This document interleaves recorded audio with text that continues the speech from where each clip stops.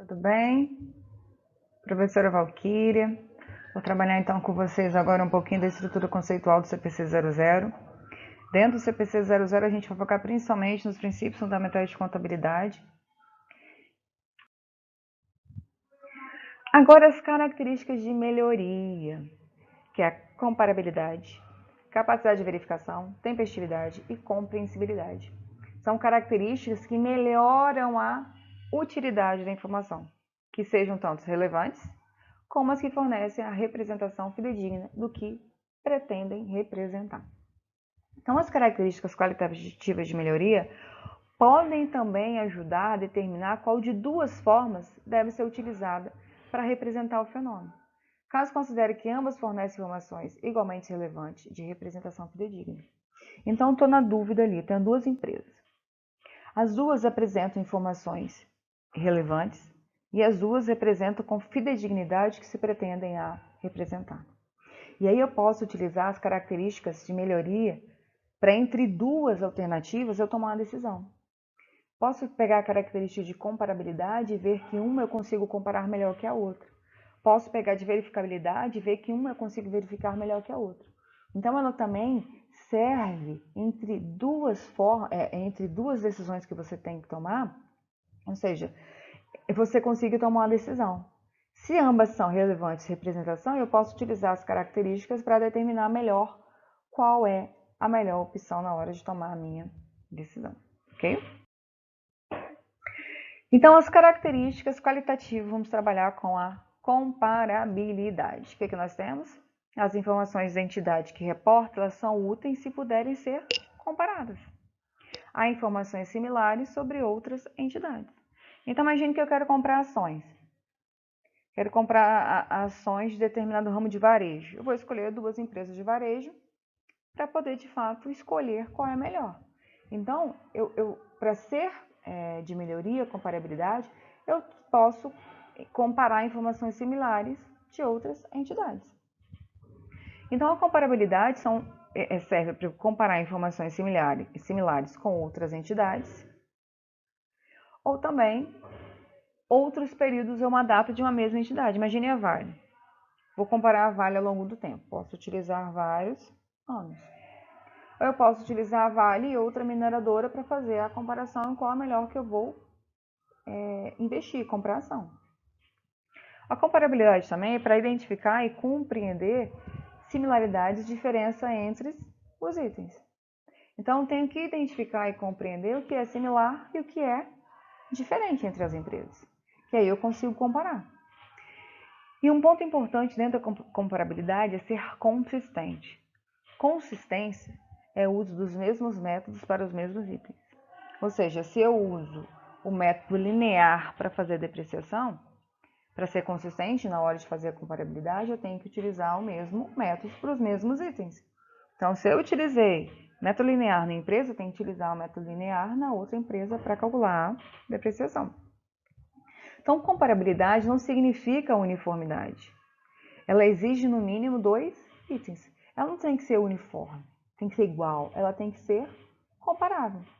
E aí a gente sempre, quando pega uma demonstração contábil, a gente sempre observa que tem pelo menos 2 anos, igual 2019 e 2018. Você tem que, para poder comparar, você tem que ter no mínimo 2 itens, ou seja, no mínimo também 2 anos para você poder comparar. Então, isso é a característica qualitativa de melhoria da comparabilidade. Ok? Ótimo. Então, a comparabilidade é a meta. E a consistência ajuda a atingir essa meta. Agora nós temos a capacidade de verificação, ou a verificabilidade. O que é a verificabilidade? A capacidade de verificar. Ajuda a garantir aos usuários que as informações representam de forma fidedigna os fenômenos econômicos que se pretendem a representar. Então, eu vou garantir que o usuário, que de forma fidedigna, aquele fenômeno que pretende representar, ele está representando de fato.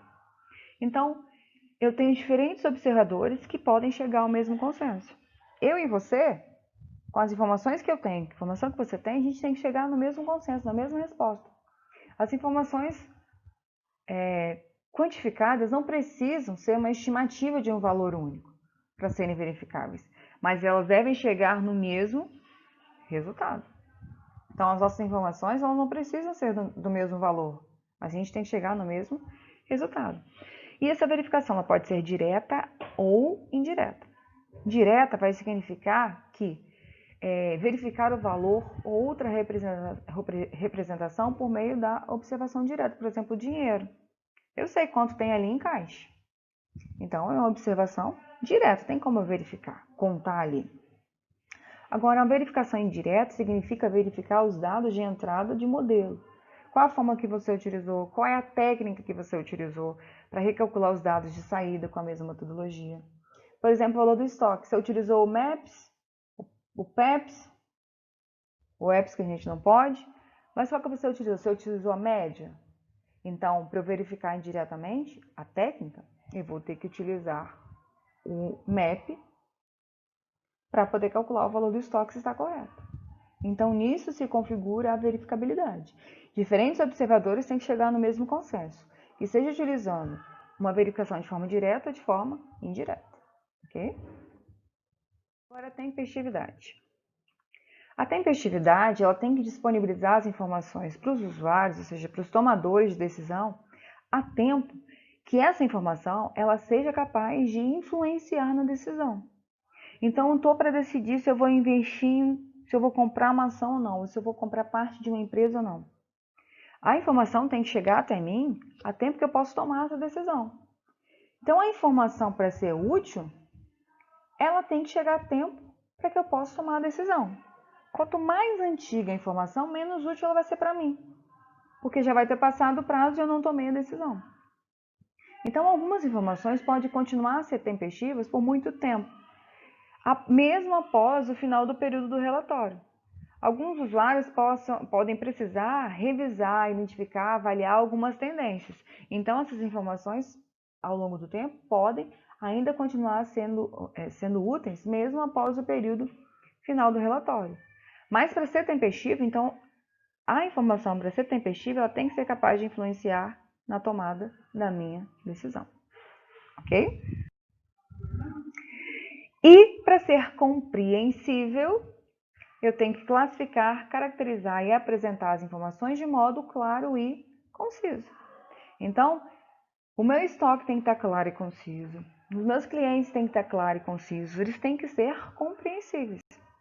Alguns fenômenos são inerentes complexos e pode não ser possível tornar a sua compreensão fácil. Então, mesmo que as informações sejam complexas e você acha que o usuário não vai ter capacidade de compreender, eu não posso excluir essas informações que eu julgo complexas. Porque se eu excluir essas informações, eu vou tornar os meus relatórios incompletos e possivelmente distorcidos. Consequentemente, o usuário vai tomar uma decisão errônea. E aí, não vai ser claro, não vai ser conciso as minhas informações. Então, para classificar, caracterizar e apresentar as informações, eu tenho que fazer isso de forma clara, concisa, para que elas possam se tornar compreensíveis. E qualquer informação que seja complexa, eu não posso excluir, porque eu vou tornar o meu relatório distorcido ou incompleto. Ótimo? E um ponto que a gente deve observar é o custo para você elaborar e divulgar essa informação. O custo de gerar a informação é uma restrição sempre presente na entidade no processo de elaboração e divulgação do resultado. Então, existe um custo para a empresa elaborar, existe um custo para a empresa providenciar as demonstrações contábeis. Nesse processo de elaboração e divulgação do relatório contábil, isso impõe custos, sendo importante que esse custo justifique os benefícios que a empresa vai ter. E aí a gente trabalha com o custo-benefício. Será que o custo para elaborar a demonstração justifica o benefício que eu vou ter trazido por ela? O custo para gerar informação, então, é a restrição, o que impede a geração de toda a informação considerada relevante para os usuários. A empresa, geralmente, ela fornece o que ela é obrigada. Ela não tem condições de gerar toda a informação que o usuário acha relevante, justamente por causa do custo de gerar essa informação. Então, custo-benefício é você aplicar a restrição ao custo e deve-se avaliar se é provável que os benefícios do relatório dessas informações justifiquem os custos incorridos para você fornecer e utilizar essa informação. O custo tem que ser compatível com o benefício. O custo de gerar informação tem que ser compatível com o benefício que eu vou receber através dessa informação, ok? Então, de forma geral, resumindo, eu tenho as características fundamentais de relevância, que é aquela capaz de fazer diferença nas decisões, com valor preditivo, confirmatório ou ambos. Para ter características qualitativas fundamentais, representação fidedigna ela tem que ser completa, neutra e livre de erros ou isenta de erros. De melhoria, comparabilidade, exigindo no mínimo 2 itens, a consistência é os mesmos métodos para os mesmos itens, a compreensibilidade, a informação tem que ser clara e concisa, a capacidade de verificação, diferentes observadores devem chegar ao mesmo consenso, e a característica de tempestividade, ter informação a tempo hábil de tomar as suas decisões. Tem que chegar a tempo de influenciar na minha tomada de decisão. Vamos então à próxima questão. O que nós temos? De acordo com a NBCT, estrutura conceitual, é incorreto afirmar que. Faça uma leitura. O que a gente encontrou então? Que é incorreto afirmar a letra A. Por quê? As características de comparabilidade, verificabilidade, tempestividade e compreensibilidade, elas são de melhoria e não fundamentais.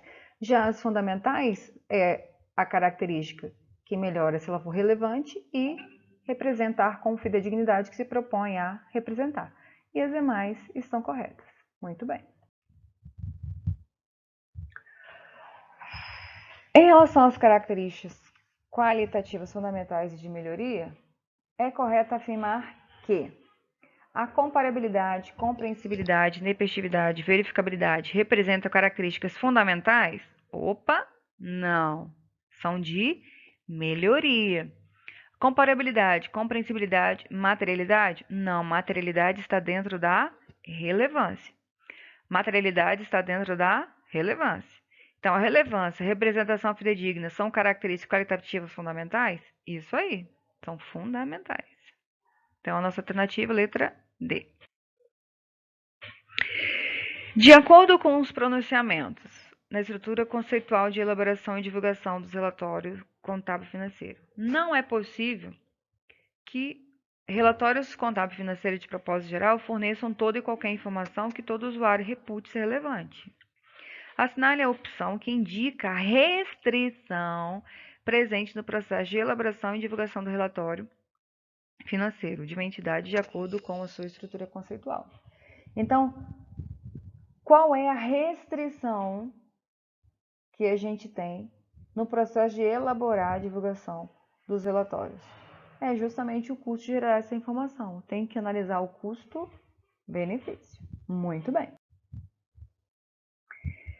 Vamos preencher, então, a lacuna em relação aos atributos das demonstrações contábeis úteis para os usuários.